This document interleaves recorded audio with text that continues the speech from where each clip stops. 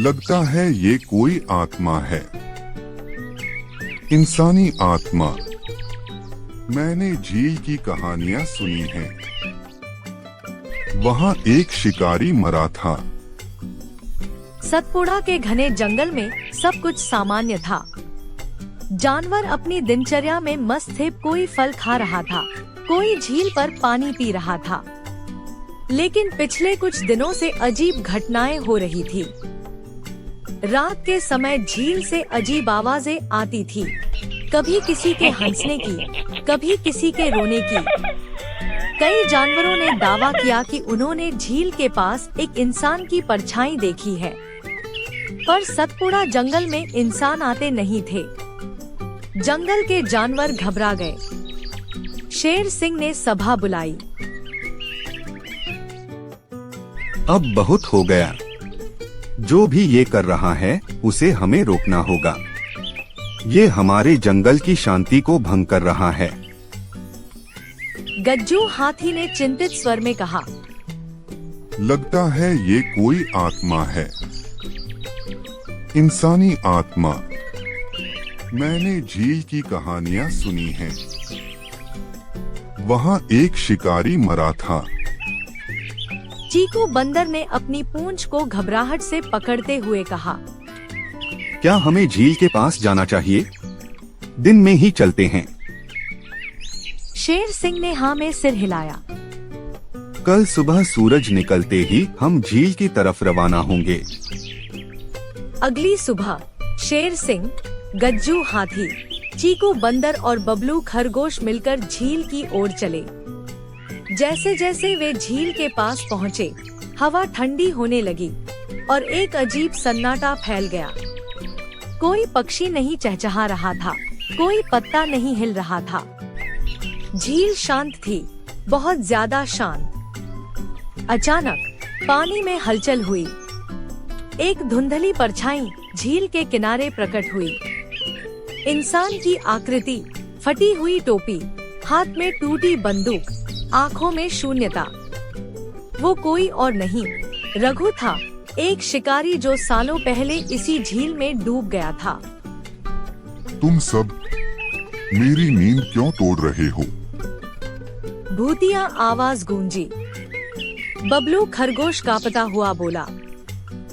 हम सिर्फ पता लगाना चाहते थे कि आप कौन हैं और आप हमें डराते क्यों हैं? रघु की आंखों में नफरत चमकी। मैं इस जंगल का मालिक था, शिकार करता था, डर फैलाता था। फिर एक दिन जानवरों ने मुझे झील में गिरा दिया। अब मेरी आत्मा इसी झील से बंधी है। शेर सिंह ने अपनी दहाड़ से हिम्मत बढ़ाई। यह जंगल अब हमारा है, लेकिन अगर तुम्हारी आत्मा को शांति चाहिए तो हम मदद करेंगे। रघु थोड़ी देर चुप रहा, फिर बोला। अगर तुम मेरी बंदूक झील की तह से निकाल दो और मेरी हड्डियों को पीपल के नीचे दफना दो, तो मैं हमेशा के लिए इस जंगल से चला जाऊंगा। यह काम आसान नहीं था। झील गहरी थी और डरावनी भी। गज्जू हाथी ने कहा। मैं अपनी सूंड से मदद कर सकता हूँ। चीकू तुम हल्का हो, झील में उतरकर जगह तलाशो। चीकू बंदर पानी में उतरा और थोड़ी ही देर में कुछ धातु की चीज महसूस हुई। वह रघु की टूटी बंदूक थी। साथ ही पास में कुछ हड्डियां भी थी। गज्जू ने अपनी सूंड से सब बाहर निकाला। फिर जानवर सब कुछ लेकर जंगल के पुराने पीपल वृक्ष के नीचे पहुँचे। वहाँ उन्होंने गड्ढा खोदा और हड्डियों को सम्मानपूर्वक दफनाया।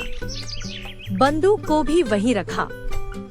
शेर सिंह ने गगनभेदी दहाड़ के साथ कहा। रघु अब तुम्हें मुक्ति मिले। आसमान में बादल गरजे। झील की ओर से एक स्याह धुंध निकली और धीरे धीरे पीपल के पेड़ में समा गई। उस दिन के बाद से झील एकदम शांत हो गई। ना कोई परछाई, ना कोई चीख पुकार। जानवरों ने चैन की सांस ली। जंगल में फिर से चहचहाहट लौट आई। गज्जू ने मुस्कुराकर कहा। हर आत्मा को शांति चाहिए होती है। हमने इंसान होकर भी रघु को समझा। यही जंगल का धर्म है। चीकू बंदर बोला। अब मुझे झील से डर नहीं लगता। वहाँ अब बस पानी है, भूत नहीं। शेर सिंह गर्व से बोला। जंगल की जान हम सब हैं और जब तक हम साथ हैं कोई भूत भी हमें डरा नहीं सकता। ऐसे ही मजेदार कहानियाँ देखने के लिए हमारे चैनल स्टोरी माय सीरीज को सब्सक्राइब करें। थैंक यू दोस्तों।